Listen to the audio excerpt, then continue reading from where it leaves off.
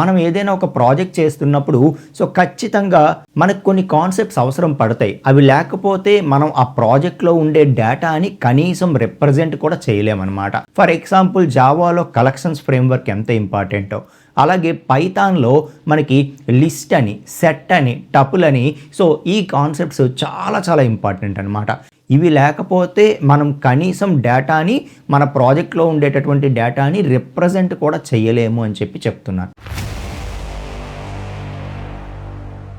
Hello friends, ఈరోజు మనం పైథాన్లో list అంటే ఏంటి, సెట్ అంటే ఏంటి, టపుల్ అంటే ఏంటి, ఏది ఎప్పుడు యూజ్ చేయాలి, క్లియర్ డిఫరెన్స్ అనేది విత్ ఎగ్జాంపుల్స్తో సహా మీకు నేను చెప్తాను. అలాగే వీటి యొక్క యూజ్ కేసెస్ కూడా చెప్తాను. ఏది ఎప్పుడు యూజ్ చేస్తాము అన్నది కూడా మీకు క్లియర్గా ఎక్స్ప్లెయిన్ చేస్తాను. సో ఇందులో ఫస్ట్ మనం లిస్ట్ తీసుకుంటే, సో ఒక లిస్ట్ అనేది డూప్లికేట్స్ని కూడా మనకి ఎలా చేస్తుంది అనమాట. ఫర్ ఎగ్జాంపుల్ 10 అనేది నేను 3 టైమ్స్ స్టోర్ చేశాను, మీరు అబ్జర్వ్ చేయొచ్చు. ఓకే, సో లిస్ట్ అనేది ఏంటంటే మనకి కలెక్షన్ ఆఫ్ ఐటమ్స్ని స్టోర్ చేయడానికి యూజ్ అవుతుంది. అయితే ఏంటంటే సో లిస్ట్ అనేది డూప్లికేట్స్ని కూడా ఎలా చేస్తుంది. సో మల్టిపుల్ టైమ్స్ డూప్లికేట్స్ మనం ఇవ్వచ్చు. సో తిరిగి దాన్ని మనం ప్రింట్ చేస్తే మనకి డూప్లికేట్స్ అన్నీ కూడా యాజ్ ఇట్ ఈజ్గా ప్రింట్ అవుతాయి అన్నమాట. ఓకే, సో ఇంకొకటి మీరు అబ్జర్వ్ చేస్తే ఏ ఆర్డర్లో అయితే మనం ఐటమ్స్ని ఇక్కడ ఇన్సర్ట్ చేసామో అదే ఆర్డర్ ఎప్పుడూ కూడా మెయింటైన్ అవుతూ ఉంటుంది. ఓకే, సో దానితో పాటు ఏదైనా ఒక వాల్యూని మనం మార్చాలనుకోండి. ఓకే, సో ఫర్ ఎగ్జాంపుల్ ఇక్కడ 0th ఇండెక్స్ దగ్గర ఫస్ట్ ఎలిమెంట్ ఏదైతే 0 ఇండెక్స్ దగ్గర ఉందో దీన్ని నేను తీసేసి 50 చేయాలనుకోండి.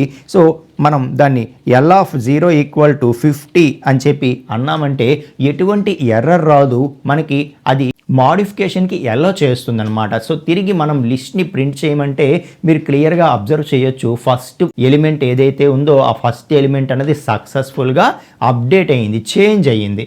ఓకే, సో అంటే ఇక్కడ మనం అర్థం చేసుకోవాల్సింది ఏంటంటే సో లిస్ట్ అనేది కలెక్షన్ ఆఫ్ ఐటమ్స్ని స్టోర్ చేయడానికి యూజ్ అవుతుంది. అట్ ద సేమ్ టైం మనం ఏ ఆర్డర్లో వాటిని ఇన్సర్ట్ చేస్తామో అదే ఆర్డర్ మెయింటైన్ చేస్తూ ఉంటుంది. And at the same time డూప్లికేట్స్ని కూడా ఇది ఎల్లో చేస్తుంది. ఓకే, సో ఎక్కడైతే మనం డూప్లికేట్స్ ఎల్లో చేయాలో and at the same time మనం ఇన్సర్ట్ చేసిన ఆర్డరే మెయింటైన్ అవుతూ ఉండాలి, మనకి డూప్లికేట్స్ ఎల్లో అవ్వాలి. అండ్ దానితో పాటు మనం ఏదైనా ఎలిమెంట్స్ని తిరిగి మనం చేంజ్ చేయాలి, అప్డేట్ చేయాలి అంటే అప్డేషన్ కూడా ఎల్లో చేయాలి. ఓకే, సో అలాంటి ప్రతి సందర్భంలో కూడా మనం లిస్ట్ని యూజ్ చేస్తాము అని చెప్తున్నాను అనమాట. ఇక మనం టపుల్ గురించి మాట్లాడితే సో టపుల్ అన్నది మనం పెరాంథసిస్తో రిప్రజెంట్ చేస్తాం. ఓకే, బ్రేసెస్తో రిప్రజెంట్ చేస్తాం అనమాట. ఈ పెరాంథసిస్తో మనము రిప్రజెంట్ చేస్తూ ఉంటాము. ఓకే, సో ఇక్కడ మనం అబ్జర్వ్ చేస్తే మనం ఫర్ ఎగ్జాంపుల్ 10, 20, 30, 40 అగైన్ నేను 10. ఓకే, సో అలాగే 30, 10 ఇలా ఇస్తున్నాను. సో ఇచ్చి మరొకసారి నేను ప్రింట్ చెయ్యు, టపుల్ ప్రింట్ చెయ్యు అంటే సో ఇది కూడా మీరు అబ్జర్వ్ చేస్తే ఇది కూడా కలెక్షన్ ఆఫ్ ఐటమ్స్ స్టోర్ చేయడానికే యూజ్ అవుతుంది. ఓకే, అండ్ ఇది కూడా డూప్లికేట్స్ని ఎల్లో చేస్తుంది. ఓకే, సో లిస్ట్ లాగానే ఇది కూడా కలెక్షన్ ఆఫ్ ఐటమ్స్ని స్టోర్ చేయడానికే యూజ్ అవుతుంది అండ్ డూప్లికేట్స్ని ఎల్లో చేస్తుంది. అండ్ ఏ ఆర్డర్లో ఇన్సర్ట్ చేసామో అదే ఆర్డర్ మెయింటైన్ చేస్తుంది కూడా, ఆర్డర్ కూడా చేంజ్ చేయట్లేదు.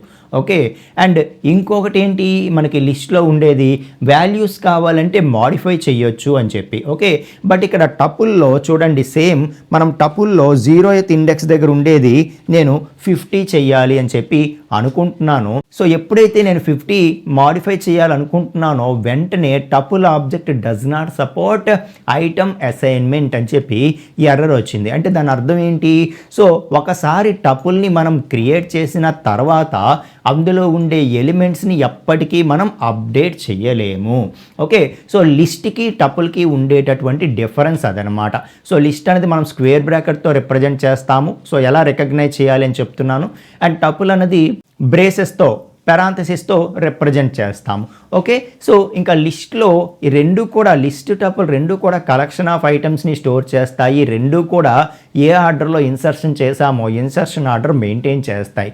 కాకపోతే లిస్ట్ అన్నది ఏంటంటే మనం ఒకసారి క్రియేట్ చేసిన తర్వాత అందులో ఎలిమెంట్స్ని మాడిఫై చేసే అవకాశం మనకి ఇస్తుంది. బట్ టపుల్ అన్నది మనం ఒకసారి క్రియేట్ చేసిన తర్వాత మాడిఫై చేయలేం. సో కాబట్టి ఆ ఏదైతే మాడిఫికేషన్స్కి ఎల్లో చేస్తుందో దాన్ని మనం మ్యూటబుల్ అంటాము. అండ్ ఏదైతే ఎల్లో చేయదో దాన్ని మనం ఇమ్యూటబుల్ అంటాము.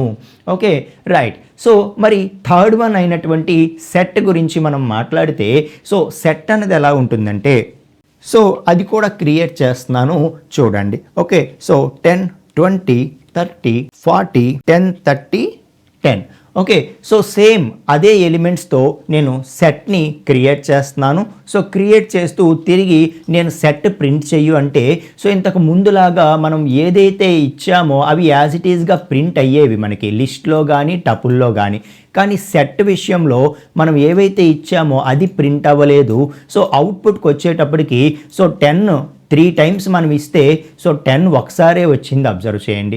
సో 20 ఒకసారే వచ్చింది. 30 2 టైమ్స్ మనం ఇస్తే 30 ఒకసారే వచ్చింది. అలాగే 40 ఒకసారే ఉంది, ఒకసారే వచ్చింది. అంటే ఇక్కడ మనం అర్థం చేసుకోవాల్సింది ఏంటంటే సెట్ అనేది కూడా కలెక్షన్ ఆఫ్ ఐటమ్స్ స్టోర్ చేయడానికే యూజ్ చేస్తాము. అయితే ఏంటంటే సో సెట్ అన్నది డూప్లికేట్స్ని ఎలో చేయదు. సో మనం డూప్లికేట్స్ ఇచ్చినా కూడా ఆ డూప్లికేట్స్ అన్నీ ఒకే ఐటమ్, సింగిల్ ఐటమ్ మాత్రమే మెయింటైన్ చేస్తుంది తప్పితే వాల్యూస్ సేమ్ ఉన్నప్పుడు అందులో 1 టైం మాత్రమే దాన్ని కన్సిడర్ చేస్తుంది. డూప్లికేట్స్ని ఎట్టి పరిస్థితుల్లో ఎల్లో చేయదనమాట. ఓకే, సో సెట్ అన్నది డూప్లికేట్స్ని ఎట్టి పరిస్థితుల్లో ఎల్లో చేయదు అని చెప్పి చెప్తున్నా.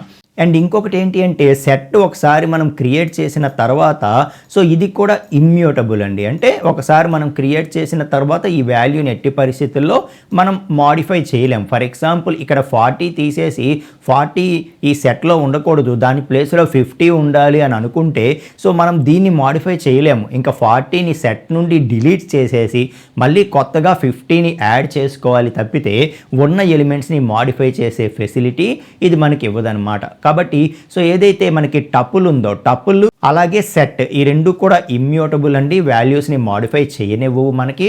అదే లిస్ట్ అన్నది ఏంటంటే మనం వాల్యూని మాడిఫై చేసుకోవచ్చు అనమాట. సో చూసారు కదండి, దీని వైజ్గా చూసుకుంటే ఇప్పుడు మనం ఏది ఎప్పుడు యూజ్ చేయడం బెటర్ అంటే ఏం చెప్తాము, సో ఎప్పుడైతే నాకు డూప్లికేట్స్ ఎల్లో అవ్వాలి అని అనుకుంటామో అప్పుడు లిస్ట్ కానీ టపుల్ కానీ. సో నాకు డూప్లికేట్స్ వద్దు అనుకుంటే సెట్ అనమాట. ఓకే, సో ఇప్పుడు డూప్లికేట్స్ ఎల్లో అవ్వాలి అనుకున్న లిస్టు టపుల్ ఏవైతే ఉన్నాయో ఈ రెండిట్లో ఏది చూజ్ చేసుకోవాలన్నది ఎలా డిసైడ్ అవుతాము. సో మనం దాని లోపల ఉండే వాల్యూస్ని మాడిఫై చేయడానికి ఎల్లో చెయ్యాలా వద్దా అనే దాన్ని బేస్ చేసుకొని మాడిఫై చేయడానికి ఎల్లో చెయ్యాలి అంటే లిస్ట్కి వెళ్తాము, లేకపోతే మనం టపుల్కి వస్తాం. సో ఇంకా ఒకసారి డిక్లేర్ చేసిన తర్వాత అందులో వాల్యూస్ మాడిఫై అయిపోకూడదు, అవి చాలా ఇంపార్టెంట్ సెక్యూర్డ్ అనుకునేటప్పుడు మనం ఏం చేస్తాము, సో టపుల్కి వెళ్తాం అనమాట. అర్థమవుతుందా? సో అలా కాకుండా నాకు డూప్లికేట్స్ ఎల్లో చేయకూడదు, యూనిక్ ఎలిమెంట్స్ మాత్రమే ఎల్లో చేయాలి అని అనుకునేటప్పుడు సెట్ యూజ్ చేస్తూ ఉంటామన్నమాట. మీరు మన తెలుగులో పైథాన్ ప్రోగ్రామింగ్ చాలా ఈజీగా నేర్చుకోవాలి అనుకుంటే సో బేసిక్ టు అడ్వాన్స్ వరకు విత్ ఏఐ టూల్స్తో సహా మనం కంప్లీట్ పైథాన్ కోర్స్ అనేది మన దగ్గర ఉందండి. సో మీరు కనుక ఇంట్రెస్టెడ్ అనుకుంటే ఒక్కసారి మాకు వాట్సాప్లో కాంటాక్ట్ చేయండి, ఖచ్చితంగా మీకు డీటెయిల్స్ అనేవి పంపిస్తాం అనమాట. ఓకేనా? సో నెక్స్ట్ వీడియోలో మనం ఇంకొక యూస్ఫుల్ టాపిక్తో కలుసుకుందాం friends. Thank you so much అండి.